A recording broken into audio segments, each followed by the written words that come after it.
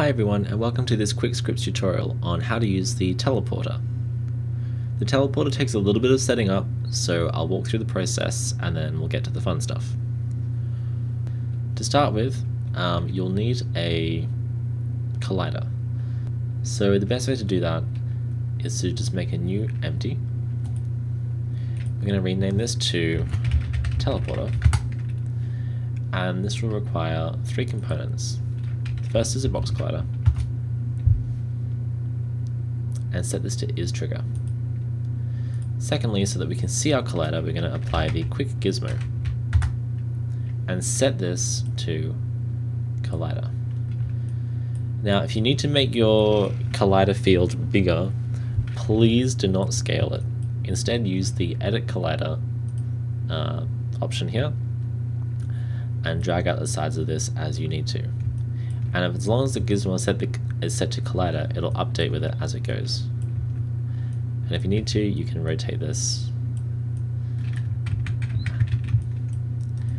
So for now, this is pretty good. We'll also add just a plane on the ground, so we have something for our objects to land on. I am going to scale this because it's just a flat surface. I'm just going to drop a dark grey material onto that. Something that I prepared earlier. So now we have our box collider, which is set to isTrigger. The last step is to add the quick teleport.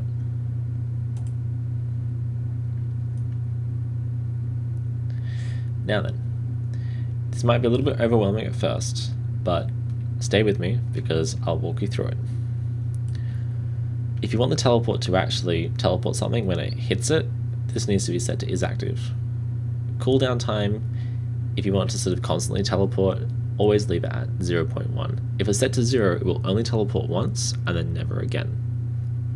Maintaining inertia means that if you're traveling at 1 kilometer an hour when you hit this teleport, you're going to come out the other end still traveling 1 kilometer an hour. Or if you fall into the teleport, you will fall out the other end at the same, keeping the velocity.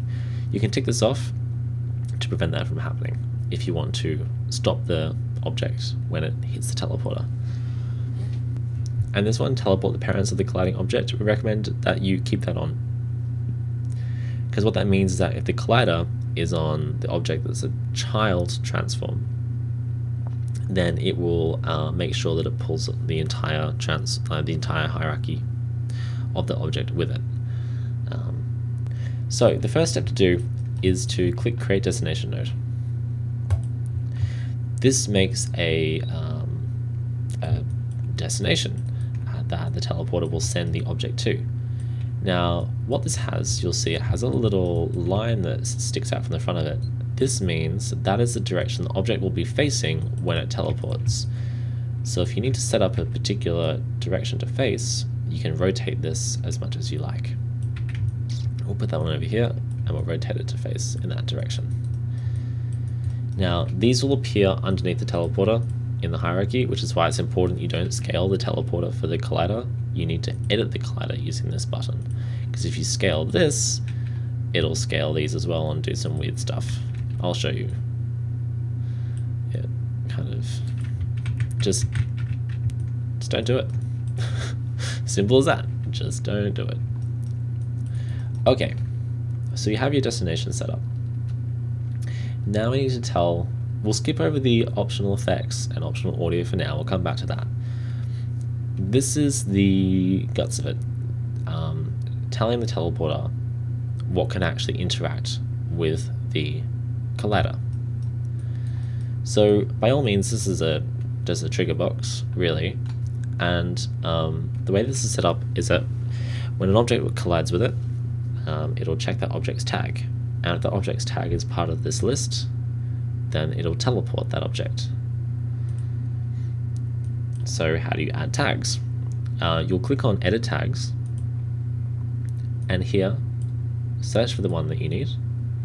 In this example, we'll use player. But see, that hasn't been added to the list yet, so you need to hit Add Tag. There it is. You can also remove tag and remove last. which, for example, if you wanted to add different types of tags,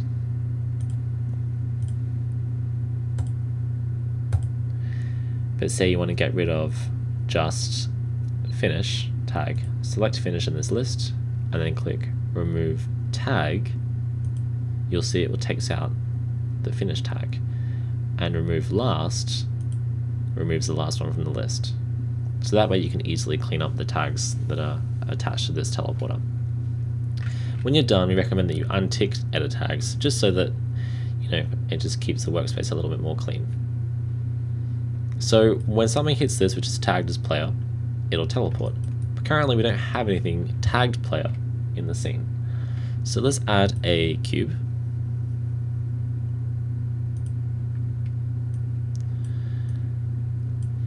And in this inspector, we'll give it the tag player. Now, the way Unity works with trigger boxes is that at least one of them has to have a rigid body. We'll put the rigid body onto our cube.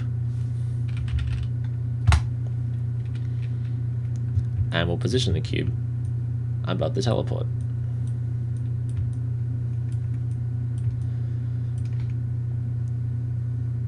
So if we check this again, you can see that the teleport is active, it'll maintain the inertia,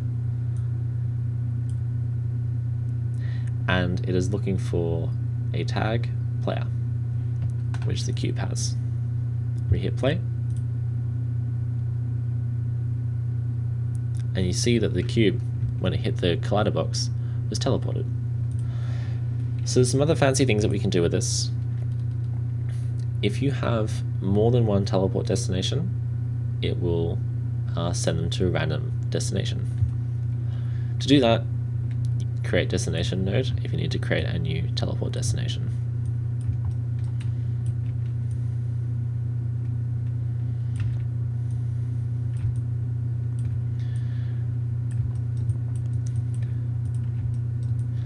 Let's also add some particle effects to this. So I have some that I prepared earlier. I'm going to move them into the scene. It's important that your particle effects are actually in the scene, otherwise this won't really work. Also with your particle effects, these ones are ones that I made earlier, so they won't be part of the pack as such. But make sure the looping is set to off in this tick box here. And plane awake can also be off as well. So that way they can just sit in the scene unused and the teleporter will do the rest. So, entry particle effects, we want teleenter, we'll drag that in.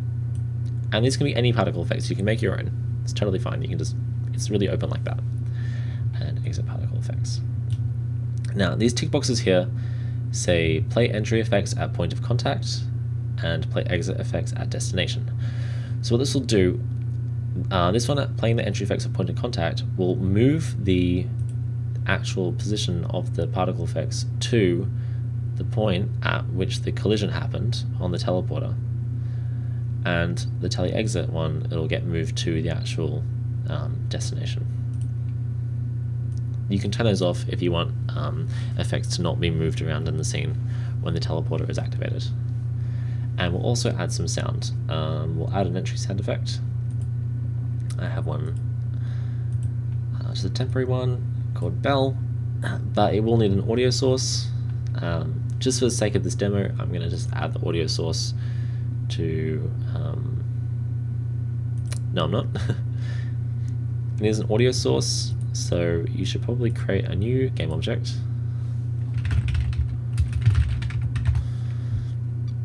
Don't have that as a child to the teleporter, and add the audio source to that. Cool. And you just need to link that in here.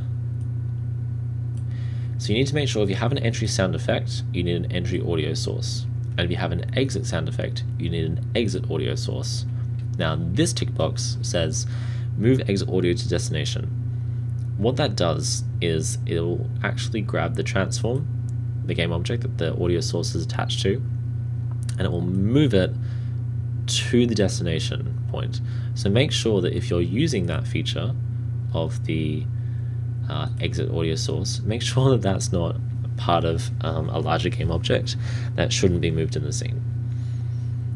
This is only really necessary if you have 3D sound and you want that audio source to play where the object teleports to. Really, it's just for multiplayer games, etc., that have like localized audio. So for the most part, you can just sort of keep that unticked. We've only got an entry sound effect, so we only need to worry about having the audio source hooked up to the entry audio source.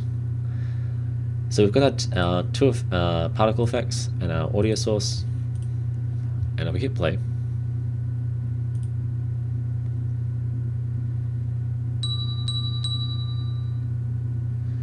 there you can see that all works. So that is the quick teleport. Thanks for watching.